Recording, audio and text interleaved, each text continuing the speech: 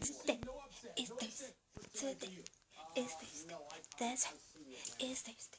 We go to the movies. I don't know why I'm hyper. I think it was the food I ate.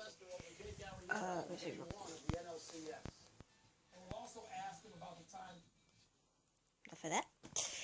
Yes, we're back with another movie review. We're gonna see Crimson Peak in IMAX. I'm gonna start off the video because Jlyfe doesn't really know how to start off videos very well. So I decided to start it off and give our thoughts when we get in the car. Give our thoughts about what we think about it, and then watch the movie, and then let you guys know what it's all about.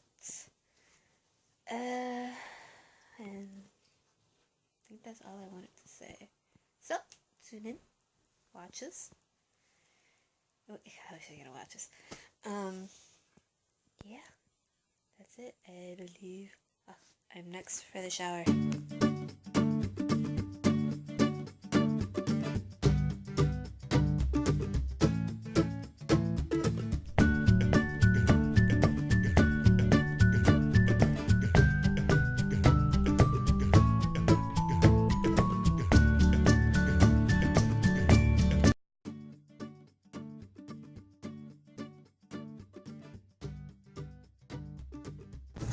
It has to be a lot.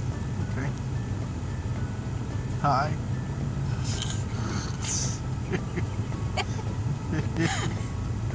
Hi, I'm Bibi, I'm Jlyfe and this is our movie review.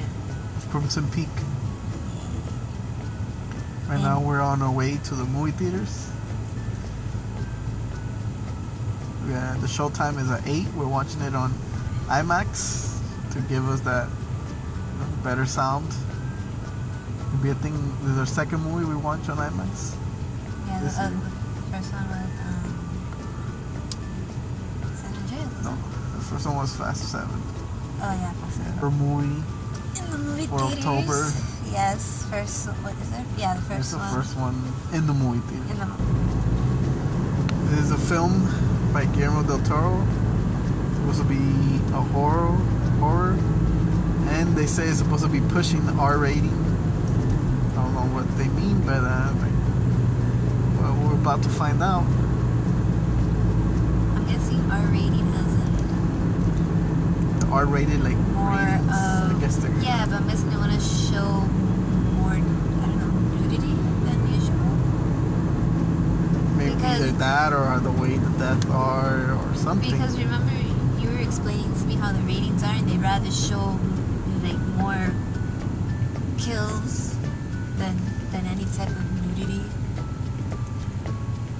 Well, this movie, I don't expect that much nudity. It's like, to me, I it's not that know. type of movie, but It I think it's just doesn't. maybe it pushes it to where the extent of scare or death I don't know how. or something. I don't Maybe know. it's a That's certain how- type of kill. I want to know and find out. I'm willing to find out what is it. Maybe they actually show how maybe they ripped the poor dog apart or something. Who knows? Maybe. Like something you don't really see. You kind of have an idea how they kill the person, or like a few little stabs and shots. Maybe this goes beyond that, like tortures. Something, but we're about to go and find out. We will let you know when we get there. Like Once we finish with the movie, we'll talk about it, explain I just more want in to. detail what it's about. I'm a Charlie Hunnam fan. That's the only reason I want to watch that. I'm a fan But- too, but that's not the but- reason I want to watch it for it. Honestly, like from the looks of it, it looks like a haunted house. And there's this girl, could be innocent. Usually that's how these stories go. It's like a ghost story to me. Yeah. And it could be that this girl probably opened something, or she's the key of opening something. Could be. I haven't really read much of what the whole story is about, but pretty sure the movie will explain. Yeah. And hopefully they have some awesome trailers. Hopefully, yeah. Shall I Yeah, see? next week we'll be watching. Next week we're going for Goosebumps because they didn't. I guess they don't have it for today. Because today's Thursday, you know. The movie's supposed to be coming out tomorrow, but they always have, you know, the day before they have tickets on sale. But I guess for Goosebumps they didn't do it. So next week we'll be watching that one. I'll be behind on We'll that do a one. review on that one. We'll be done. So see you until next time. Well, not even. We gotta do a review and then Well, I'm saying until next time when we do the review. we'll be back. You know, now I'm thinking about this, hoping that because the car is vibrating, I don't know if it would. I don't know. I just realized that hopefully you guys could hear us okay with the car not vibrating and having one. So yeah. To start off, the trailer made it seem like a whole other movie than I had in mind. It did not occur to me that if you look at the trailer and the girl with her hair up and the girl with the long curly hair, pay attention, is the same girl in the trailer. I had a whole other thought about that. You did. I knew it was her. Looking at the trailer, I really thought it was like a husband and wife taking this little girl to this house because she could see spirits. That's how I took it. It's a whole other ball game.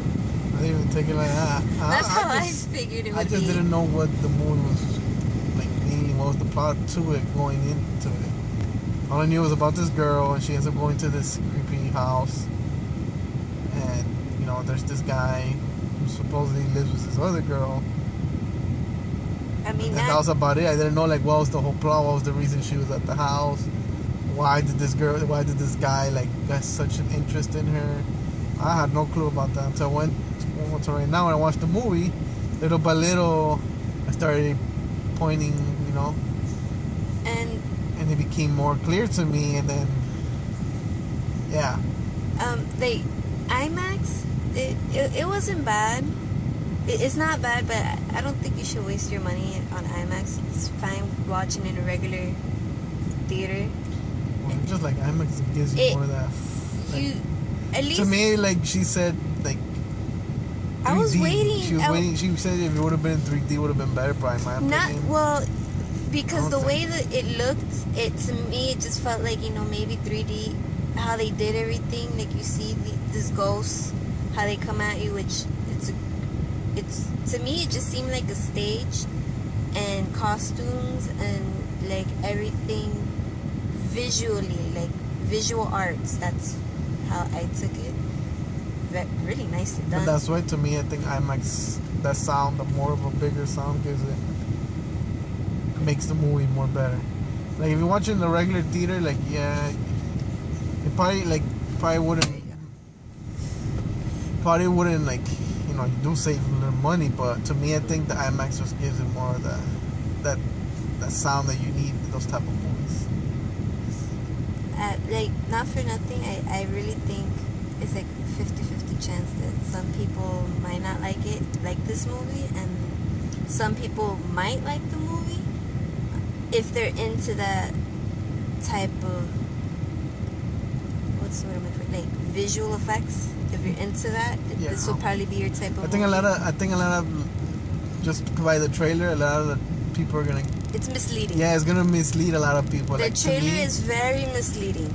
I think a lot of teens are gonna go into it thinking it's more of a horror. Like there's gonna be a lot of more scared to it than what you think, but it's not really that hype of like jump scare. I didn't feel scared at all. Being in IMAX, watching it, waiting for like the music and everything. I actually enjoyed the music throughout the whole movie, and nothing really like. I don't think he was going. I don't think Guillermo del Toro was going for that scare jump. He's going more for the creepiness, the way the ghost looked. Like it was very detailed. Some of the ghosts, like you were like, whoa. It was kind of hard. Not hard, but I think they only probably used a little bit of CGI just to get that effect. But most of it, I think, was from the main characters, like how they put it together. The color red has something, I guess, to bring it more in detail. Well, it has to do mainly because of the house where it's located at. Yeah. The house itself is not like a haunted house. But it does look creepy. It looks like like a house that could have been built during that time. Because again, this movie is like set by the end of the 1800, I believe, or it could be the early 1900. But it does have. It leaves you with imagination of like how these, ghosts got there. Like how did they die?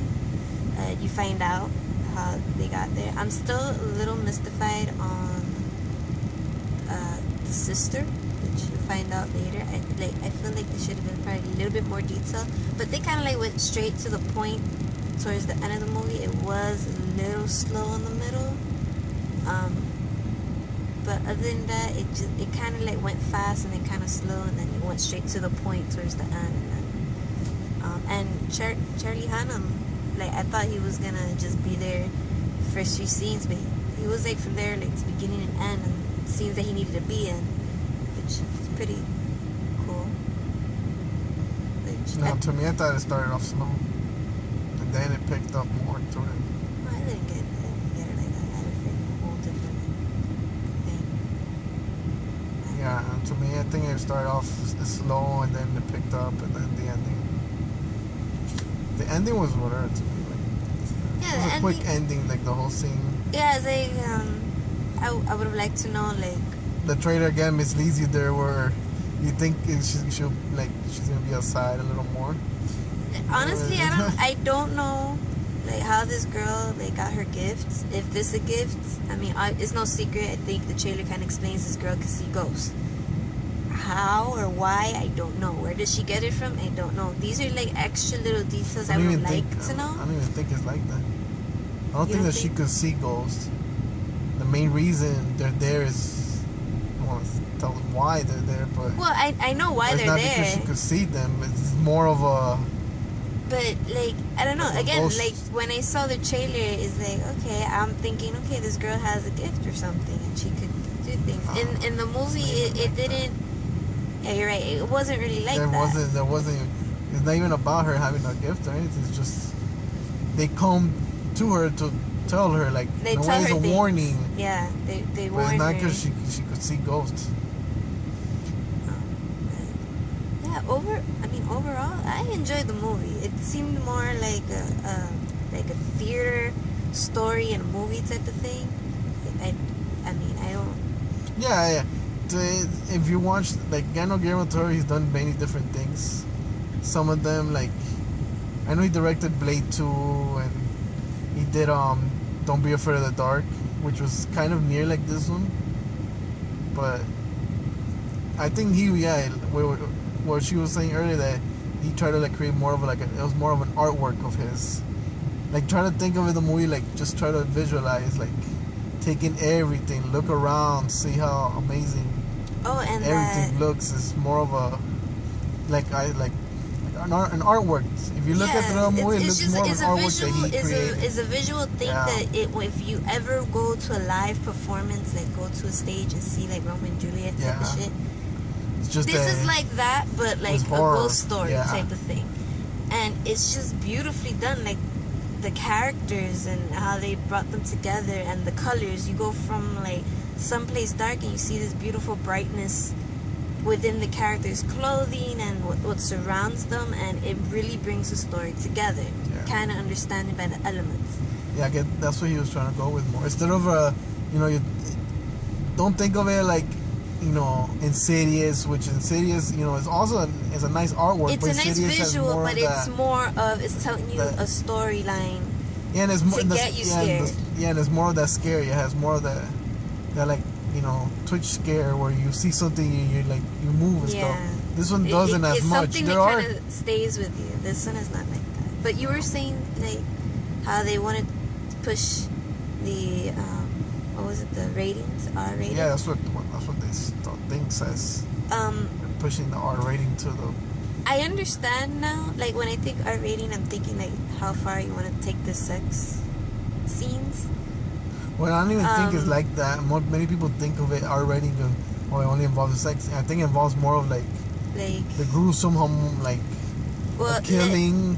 Let me tell you that when someone the best way I could describe, when someone says and they hear a story about an incident that happened to a person, and someone said, you know, what it would have been like to see that and be there, you would not be disappointed when you see some things in the movie where, like when someone gets hurt or gets stabbed in this film, you see it develop in front of your eyes.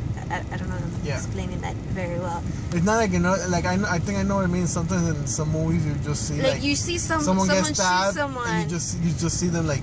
You see it like looks like a little cut, and like you don't see the realistic of blood pop out. Yeah, like you see the one screenshot and another screenshot. Like this looked like they literally kept going at you. Like right now, if I were to like do something, you would see it like in those frames. I don't know how they did it. I think that's what he tried. I think thinking of it, like there's been movies where you see someone get stabbed and then the shot goes to the other person. Yeah. And then by the time it comes back, the person doesn't have the knife no more. You just see like, covering up and where then you see the dramatic blood. And this one, the shot stays with the person and you see the person. Yeah, like for example, like one of the stabbings, they stab someone. Like you see it happening, and then they take the knife out, and you see how the effects of the how the blood. I don't know, it comes out that way. I really don't know. Yeah, in real life it really does. The body. That's what they sometimes do. People get stabbed, they'll sometimes tell you, like, just keep the knife in there. Yeah, don't take it out now. Well, if Guillermo del Toro does more scenes like that, I think a lot of people will understand anatomy and how it works. I mean, if this movie comes out with more details in, like in the Blu-ray special features or something, definitely would like to see and understand how he did that. Yeah. And overall, me as a person that likes visual and detail and just go beyond the limits of what you could do in a film, I give it a 5. Out of 10 or? No, well, how far are we doing this? Well, I'm sorry. I give it 2 thumbs up, alright? I'll even give it, like, to me, it's an 8 out of 10. 8 out of 10? Okay, I give it a, probably say the same. Yeah. To me, it's not a bad movie. Well, I know a lot of people are going to go into it thinking of it something else, and then they're going to come out disappointed, just like to watch movies. Or some of them might get bored because it's not their typical.